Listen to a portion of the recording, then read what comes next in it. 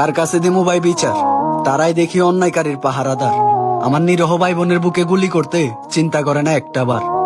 রাজা হইয়া প্রজার জানলো রাজা তোমারে বানাইছে কারা? কি পাইলো জাতি তোমার কাছ থেকে? কুমড়ার বেগুনি আর কাঁঠালের বার্গার সারা। এক আবু সাইদ শহীদ হইছে, হাজার আবু সাইদ দাঁড়ায় যাব। কয়জন রে আর শহীদ করবা? বন্দুকের বুলেট একদিন পুরাই যাব। হ্যালো, আসসালামু আলাইকুম। I am the black joy. No student, সাধারণ জনগণ। হ্যাঁ, এই স্টুডেন্টদের গায়ে হাত কে দিছে? কেন হাত দিছে? তারা হচ্ছে আগামী দিনের ভবিষ্যৎ, তারা হচ্ছে আগামী দিনের আলো। তাদের গায়ে হাত দিয়ে আপনারা কি বুঝাচ্ছেন? হ্যাঁ, রাজনীতি আমরাও করছি, কিন্তু আমরা সবসময় সুস্থ রাজনীতি করছি। এইসব রাজনীতি আমরা করি নাই। তাদের দাবি একটাই, বাংলাদেশ থেকে কোটা মুক্ত বাংলাদেশ চাই। তারা তো কোনো অন্যায় করে নাই, তাহলে আজকে তাদের কেন রক্ত ঝরছে? কেন তাদের মার বুক খালি হচ্ছে?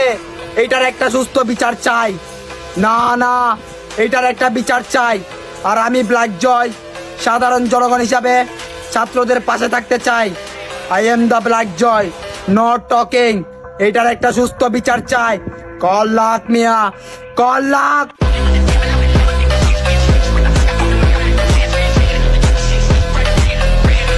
আমি 1952 সালে ভাষা আন্দোলন দেখিনি, কিন্তু 2024 সালের 15 জুলাই কোটা আন্দোলন দেখছি।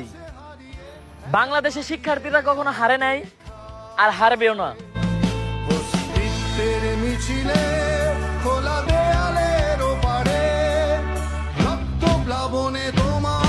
আমার এই সোনার বাংলাদেশে জন্ম নেওয়ার কারণে একদিন মানুষ আফসোস করে বলবো, হে আল্লাহ, এখন জালিমদের দেশে পাঠাইলা, এর থেকে আমারে উঠায় নিলেও চলবো।